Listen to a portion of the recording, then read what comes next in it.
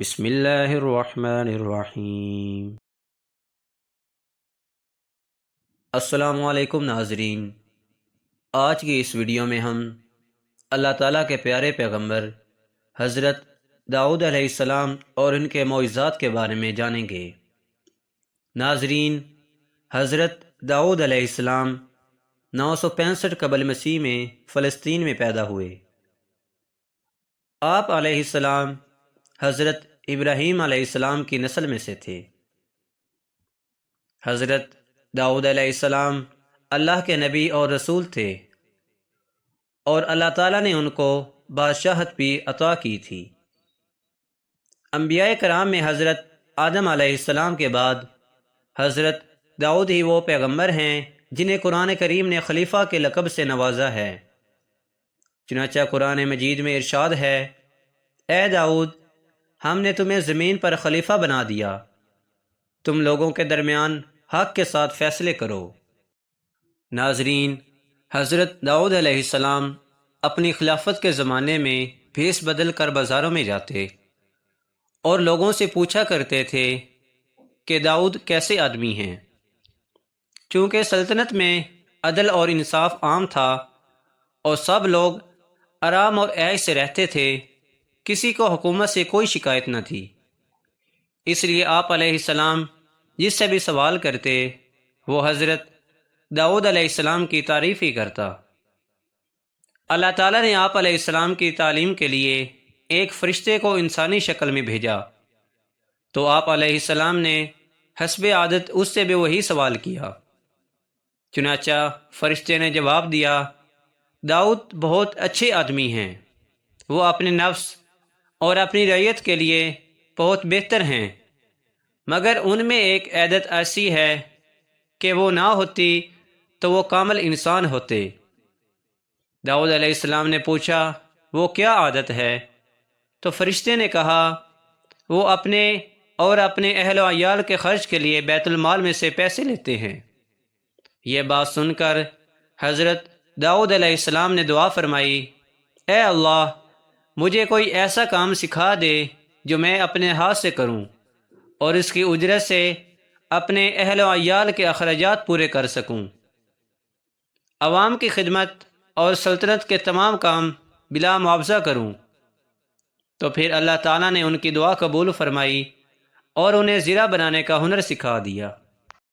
ناظرین، اللہ تعالیٰ نے حضرت داؤد علیہ السلام کو ایک معجزہ عطا کیا تھا کہ لوہے کو ان کے لیے موم کی طرح نرم فرما دیا۔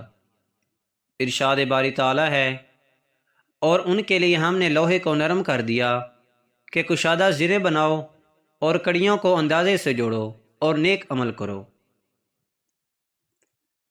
اللہ تعالیٰ نے ان کے لیے لوہے کو نرم کر دیا، حتیٰ کہ بغیر آگ اور بھٹی کے اپنے ہاتھ کے ساتھ اسے ہر طرح سے موڑ لیا کرتے تھے، اور انہیں لوہا موڑنے کے لیے تھوڑے کی ضرورت نہیں پڑتی تھی اور نہ کسی اور اوزار کی۔ وہ موم کی طرح ہاتھ سے اس کی کڑیاں بنا لیا کرتے تھے۔ حضرت قتادہ فرماتے ہیں کہ سب سے پہلے شخص جنہوں نے کڑیوں کی انتہائی محفوظ زرہ بنائی وہ حضرت داؤد علیہ السلام ہی ہیں۔ ناظرین، مفسرین کے مطابق اللہ تعالیٰ نے پہاڑوں، پرندوں اور جانوروں کو حکم دیا تھا کہ جب حضرت داؤد علیہ السلام اللہ تعالیٰ کا ذکر کریں تو وہ سب بھی ان کلمات کو دہرائیں۔ جب وہ زبور کی تلاوت کیا کرتے تھے تو پرندے بھی ہوا میں ٹھہر کر ان کے ساتھ ذکر الہی میں شامل ہو جاتے، اور اسی طرح پہاڑ، شجر اور دیگر جانور بھی ان کے ساتھ اللہ تعالیٰ کی تسبیح کیا کرتے تھے۔ ناظرین، اللہ رب العزت نے پتھروں اور درختوں میں بھی ایک طرح کی زندگی رکھی ہے، یہ الگ بات ہے کہ ہمیں اس کا شعور نہیں۔ مفسرین لکھتے ہیں کہ بنی اسرائیل کے لیے ہفتے کا دن صرف عبادت کے لیے مخصوص تھا، اور اس دن مچھلی کے شکار سمیت تمام دنیاوی کاموں سے ان کو منع کیا گیا تھا۔ لیکن جو لوگ سمندر کے کنارے رہتے تھے ان لوگوں نے حکم کی نافرمانی کی، جس پر اللہ تعالیٰ نے ان کی شکلوں کو مسخ کر دیا، اور پھر 3 دن بعد وہ سب لوگ مر گئے۔ تفسیر قرطبی میں ہے کہ یہود نے شروع میں تو ہیلے بہانے کر کے مچھلیاں پکڑیں، پھر عام طور پر شکار کھیلنے لگے، تو ان میں دو جماعتیں ہو گئی۔ ایک جماعت میں علماء تھے جو انہیں اس کام سے روکتے، جبکہ دوسری جماعت نافرمان افراد پر مشتمل تھی۔ ناظرین، پھر بستی کے دو حصے کر دیے گئے اور ان کے باہمی تعلقات منقطع ہو گئے۔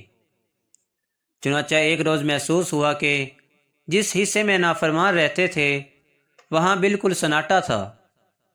جب وہاں جا کر دیکھا گیا تو وہاں رہنے والوں کی صورتیں مسخ ہو چکی تھیں، اور ان کے جوان بندر اور ان کے بوڑھے خنزیر بنا دیے گئے تھے، مگر وہ اپنے رشتہ دار انسانوں کو پہچانتے تھے اور ان کے قریب آ کر روتے تھے۔ ناظرین، حضرت داؤد علیہ السلام نے 100 سال کی عمر میں وفات پائی۔ آپ علیہ السلام نے وسیع و عریض سلطنت پر 40 سال حکومت کی۔ حضرت ابن عباس رضی اللہ عنہ سے مروی ہے کہ حضرت داؤد علیہ السلام ہفتے کے دن اچانک وفات پا گئے، اور پرندوں کی ٹکڑیاں ابر کی طرح ان پر سایہ فکن تھی۔ آپ علیہ السلام کے جنازے میں شریک صرف علماء بنی اسرائیل کی تعداد 40,000 تھی، جبکہ عوام الناس کی کثیر تعداد اس کے علاوہ بھی تھی۔ بنی اسرائیل میں حضرت موسیٰ علیہ السلام اور حضرت ہارون علیہ السلام کی وفات کے بعد اس قدر رنج و غم کسی اور کی وفات پر نہ ہوا تھا۔